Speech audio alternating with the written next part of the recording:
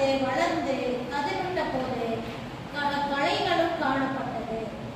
வீட்டு எஜமானுடைய வேலைக்காரர் அவனிடத்தில் வந்து, ஆண்டவனே, நீர் உமது நிலத்தில் நல்ல விதையை விதைத்தீர் அல்லவா, பின்னை அதில் களைகள் எப்படி உண்டானது என்றார்கள். அதற்கு அவன், சத்ரு அதை செய்தான் என்றான். அப்பொழுது வேலைக்காரர், நாங்கள் போய் அவைகளை பிடுங்கி போட உமக்கு சித்தமா என்று கேட்டார்கள். அதற்கு அவன், வேண்டாம், களைகளை பிடுங்கும் போது நீங்கள் கோதுமையும் கூட வேரோடு பிடுங்காத படிக்கு இரண்டையும் அறுப்பு மட்டும் வளர விடுங்கள். நான் வசனத்தை கேட்டுட்டு போய் நிம்மதியா தூங்குறோம் இல்லையா? சத்துருவானவன் யாருன்னா, அவங்க கொஞ்சம் கூட்டம் கூடி கதை பேசுவாங்க, ஏதாவது யாருக்கு கெடுதல் பண்ணலான்னு சில பேர் சுத்திட்டே இருப்பாங்க. அவங்க என்ன பண்ணுவாங்கன்னா, ஏதாவது ஒரு விஷயத்த அவங்க சொல்லலைன்னா அவங்க தூக்கம் வராது. ஆமா, அவங்களுக்கு தூக்கம் வரணும்னா யாருக்காவது ஒரு கெடுதல் பண்ணிட்டோமா, ரொம்ப ஜாலியா இன்னைக்கு அவங்களுக்கு சொல்லிட்டு ரொம்ப ஹாப்பி, அவங்க நிம்மதியா ஜாலியா சிரிச்சு சந்தோஷமா தூங்கிடுவாங்க. ஏன்னா நம்மளை கஷ்டப்படுத்திட்டாங்கல்ல. அதனால அப்படி நம்மளை கஷ்டப்படுத்தினதுனால, சரி, நான் இவ்வளவு நாள் சர்ச்சுக்கு போய் இப்படியெல்லாம் வேத வசனத்தை படிச்சு இப்படியெல்லாம் பாட்டு பாடி இப்படியெல்லாம் தேவனுக்குள்ள இருந்த பிறகும் இந்த சத்ருவானவன் இப்படி சொல்லுறானேன்னு நம்ம வருத்தப்பட்டு மனம் மாறி வேறு பாதையில் சென்றோம் என்றால் நாம் கடைக்கு சமமானவர்கள். அந்த கடைகளோட கர்த்தர் என்ன செய்வாராம் என்றால், நல்ல மனிதர்களோட கடையும் வளர விடுவார், பிடுங்க மாட்டார். ஏன் நமக்கு எல்லாரும் சொல்றாங்க இல்லையா, நல்லவங்க எங்க நல்லா இருக்கிறாங்க, கெட்டவங்க தான் நல்லா இருக்கிறாங்க. கர்த்தர் வளர விடுவார். அவர் மகா பிரபு, நீடிய சாந்த குணம் உள்ளவர்.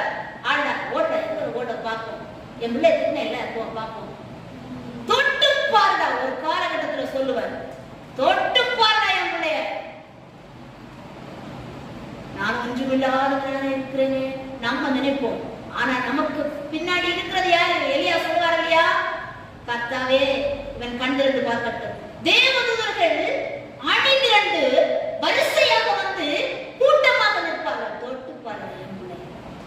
அதனால அந்த கலைகளுக்கு திடீர் முறிவு, திடீர் நியூஸ் கேட்கிறோம் இல்லையா, ஆள் போனா வந்தானா போனா.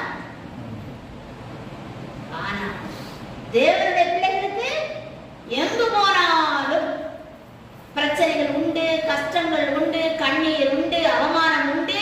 ஆனால் கர்த்தருடைய நீடிய பாதுகாப்பும் நீடிய நிம்மதியும் தேவ பிள்ளைகளுக்கு உண்டு.